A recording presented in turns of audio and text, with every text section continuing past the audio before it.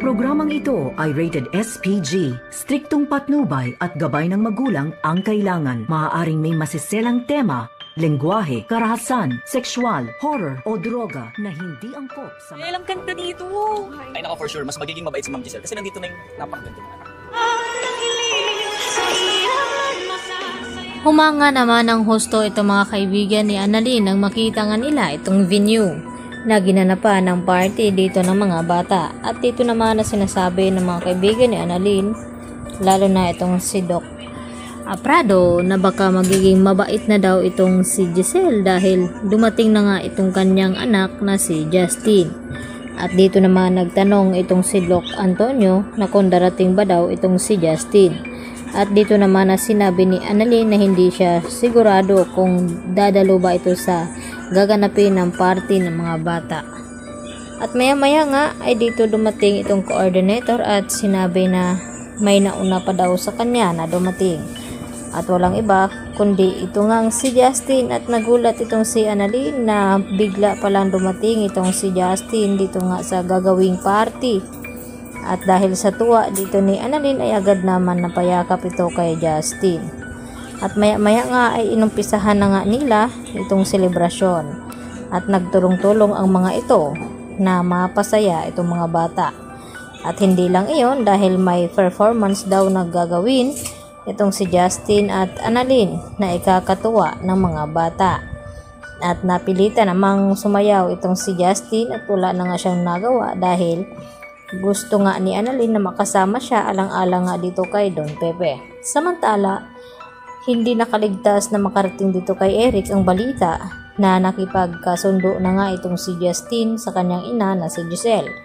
At hindi rin mapigilan itong si Eric na puntahan itong si Justin at pilit na paalisin dahil may flight nga daw sila papuntang US. At dahil nga napatawad na ni Justin ang ina na si Giselle, ay ang gusto niyang mangyari na iwanan na ito at tumuloy na nga papuntang US. Dahil gusto rin naman ni Justin na makasama ang ina, ay dito naman na sinagot niya itong kanyang ama na sa huling pagkakataon ay gusto rin naman niyang maranasan na magkaroon ng ina na makakasama.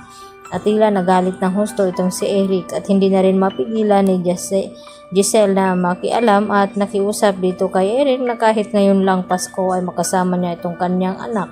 At ganoon din naman ang ginawa ni RJ at pinakiusapan itong si Eric na sana pagbigyan itong mag-ina na mag-enjoy sa araw ng Pasko. At dito na nga, nawala na rin nagawa itong si Eric at umalis na lamang. At dito na sinabi kay Justin na ang bilis daw nitong magpatawad sa kabila ng lahat na nagawa nga siyang ipaampon at ipinamigay ng kanyang ina. At dito naman nagpaliwanag itong si Giselle kay Justin na hindi niya nga ito sinasadya noon na ipamigay siya at ipaampon dahil napilitan lamang siya dahil sa takot dito nga sa kanyang ama.